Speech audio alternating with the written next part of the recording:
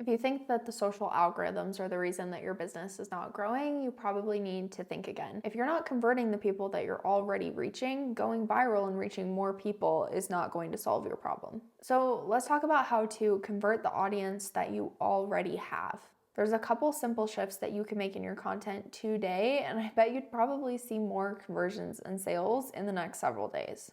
Most people, the tendency is to blame the algorithm, because the algorithm must be the ever-powerful overlord that is suppressing you and putting you into this victimhood level of business owner where you just can't get people to see your stuff and buy from you. The reality is that even if you're only getting 200 views on a video, you're still getting 200 views on a video. Do you know how long it would take you to knock 200 doors? Probably a lot longer than it would take you to make a video. Typically, people are not making money and not making the sales that they want to be seeing because their content isn't converting, not because they're not reaching enough people. In fact, most people are reaching enough people. You are probably reaching enough people with your content, even doing the bare minimum that you could be making the money that you want to be. You just aren't converting the people that you're reaching. Which brings me to my next thing, which is most people's knee-jerk reaction is to then run ads. If you can't convert the people that you're already organically reaching for free, you're not going to be able to convert people that you are paying to be shown to. More views absolutely does not equate to more sales. In fact, we have several clients who have come to us with over 1 million followers making less than $5,000 in a month. Case in point, every single video could be getting between 100 and 500,000 views. You could have millions of followers, but that is not what drives conversion. People just seeing you and knowing that you exist is not enough to make them want to buy from you. So if you can't monetize 1,000 followers, you're not going to be able to monetize 10,000 followers. Our clients make money, they make millions of dollars because they know how to convert the people that they're reaching. Our company generates millions of dollars in revenue, not because we go viral. In fact, I try to make it a general habit not to go viral. I would rather reach 1,000 to 5,000 people per video to make a few $1,000,000 in a year. Again, it comes back to conversion, especially if your business is selling any sort of higher ticket packages, services, or education. You don't need to reach a lot of people, you just need to convert the people that you're reaching. I've had many videos go viral, well over 4 to 5 million views, and those videos typically don't really drive sales for us because those are the first touch point on the customer journey. Being able to generate visibility and get in front of new people is important and is a part of what your social strategy should be, yes, but is not the only thing that matters. Far from it. Viral content only serves you if you also have non-viral content that will turn people into customers. So what is the difference between virality and conversion? Virality typically comes from one of two places. Either you're getting a lot of comments, typically because whatever you said is controversial, even if you didn't mean it to be. People will take things in a variety of ways on social media, and anything can become controversial. Or you had a very high watch time. So what you were saying or doing was entertaining and interesting enough that it kept a very high percentage of the first few batches of people that were shown your video watching. So the longer people watch your videos, the better the algorithm thinks that video is, so the more people it's going to show it to. Those are very cut and dry metrics. Either it does or it doesn't. Either you have the watch time to maintain virality or you don't. But getting people to watch the entirety of your video and comment on your video and even follow you is not the same as what it takes for somebody to make a purchase decision. Now, we know this because we understand from brain scans and neuromarketing and neuroscience that the brain basically has 3 layers of decision making. You have your primal brain, which is your knee-jerk subconscious reaction. This is your caveman thinking, where it's focused on survival and it's above all else selfish. You also have your 2 higher levels of thinking. You have the middle brain and you have the logical brain. So the middle brain tends to focus more on emotion, connection, building trust, social behaviors, things of that nature. And then your logical brain, or also referred to as your new brain, is the part of your brain that is responsible for basically justifying the decisions that you make with logic. If you've ever heard the saying, people buy with emotion, and justify with logic. This is the science behind why that works. So when we understand the 3 levels of decision making, we can then cater our content to speak to each of those things so that we can drive a conversion. So we need something that's going to spark a reaction with that primal brain. We need something that's going to build connection and emotion with the emotional levels of the brain. And then we need something that is going to hammer home everything that we're talking about with logic and reason. This is where we talk to stats and results and ROI. Those are the things. And so every single one of those pieces has to be present in your content for people to make a purchase decision. Now we can go even deeper in this by understanding the 4 different types of buyers and the things that each person, based off of their psychology and their circumstances, takes into consideration when they are going to make a purchase decision. And if you make sure that you're tactically speaking to each of those things within your content, you're going to be driving a very consistent stream of conversions. Now, I've seen a lot of gurus on social media say that, oh, you should be making $100,000 with every video that you post. That is complete and utter crap. However, I would say that with your conversion content, you should be driving between 3 to 5 leads, if not more, every single time you post. And for most of you, if you're selling higher ticket products, 3 to 5 leads is anywhere from $5,000 to $15,000 in sales. So it's not an insignificant amount.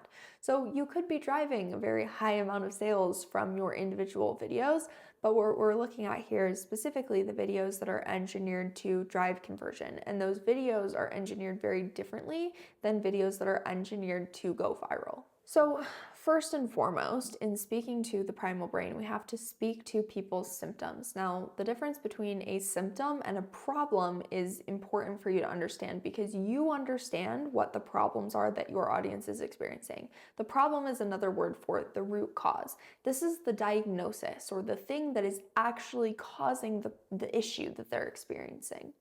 The symptom is what they're experiencing. It's the thing that's coming up for them in their day-to-day life. So if you have strep throat, for example, having strep is your root cause. That is your actual problem. But what you're experiencing is a sore throat or a fever or you're feeling fatigued and lethargic, right? Those are all symptoms of having strep.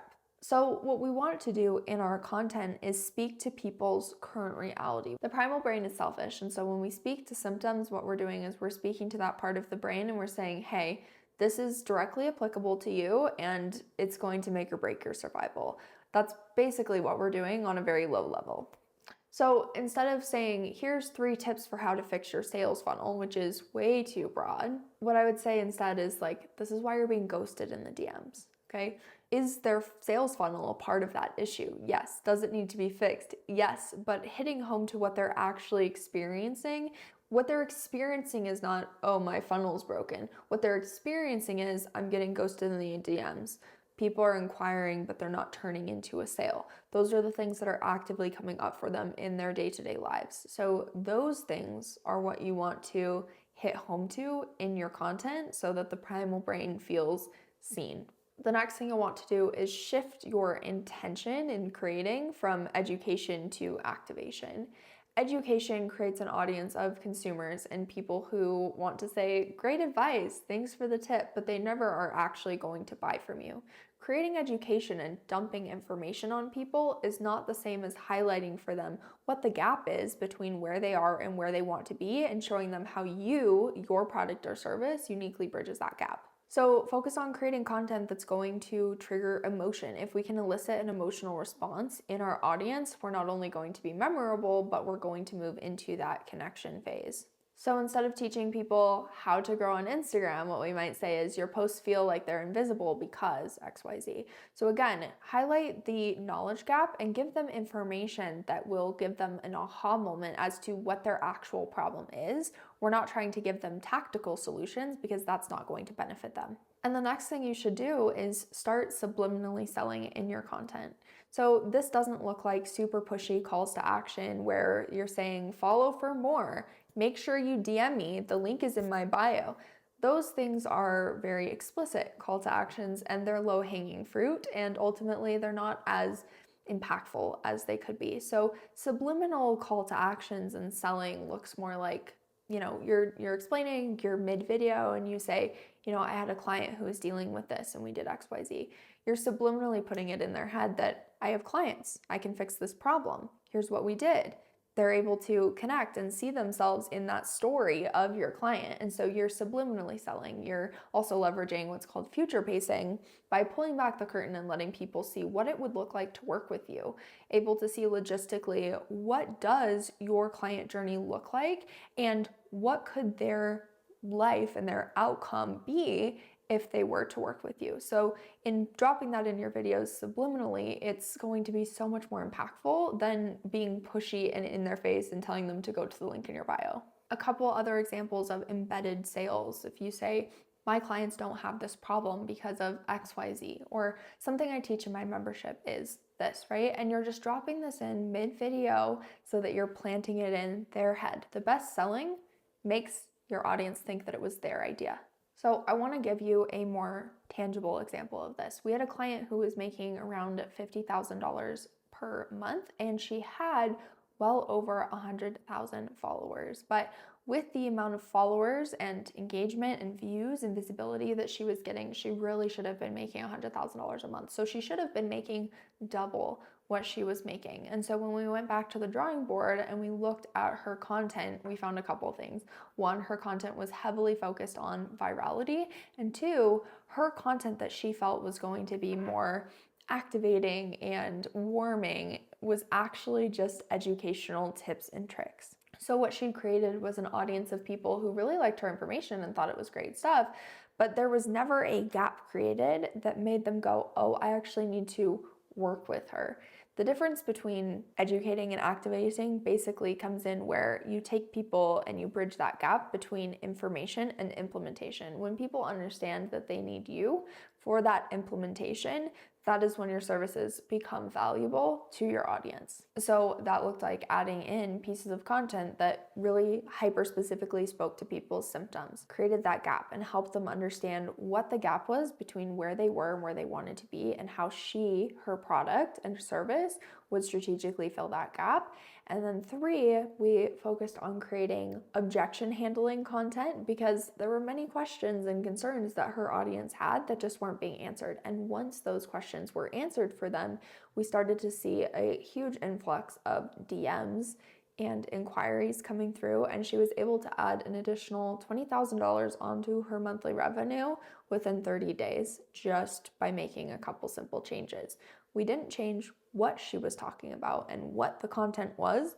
We shifted the way that she was framing the content and how she was speaking to her audience so that we were hitting on those 3 layers of decision making and really supporting people's brain to make the decision that she wanted them to make. So it's important that you remember that it's not the algorithm's intention to suppress your content. What the algorithm is doing is measuring user behavior. So if people are not enjoying, they're not watching the entirety of your video, they're not engaging with your video, they're not following you, they're not sending you DMs, the algorithm is measuring that as people don't really like this content, which is exactly what is happening. So if you want to get more engagement, more interaction, more views, more followers, and more sales, you're going to have to improve your content. And by improve your content, what I mean is create content that actually is going to hit home to those psychological principles that people need to feel understood and to be able to make a purchase decision. So what I would do is go back and audit your most recent 5 posts on social media. Do they, number 1, speak to people's symptoms, not their problems?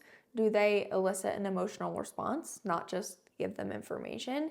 And do they have subliminal selling infused into those videos? Most people don't do that. So I bet if you made those couple of changes, you would start seeing a lot more inquiries within the next few days. Now, if you want to see what this looks like in action, this is how I create all of my content. So if you head over to my Instagram at kenda.laney, you can see exactly what this looks like, and we can have a more in-depth DM conversation if you have any questions.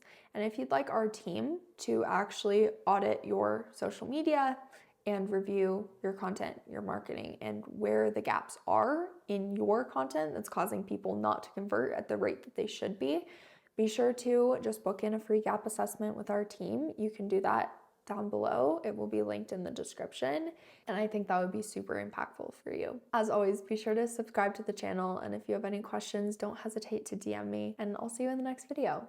Bye.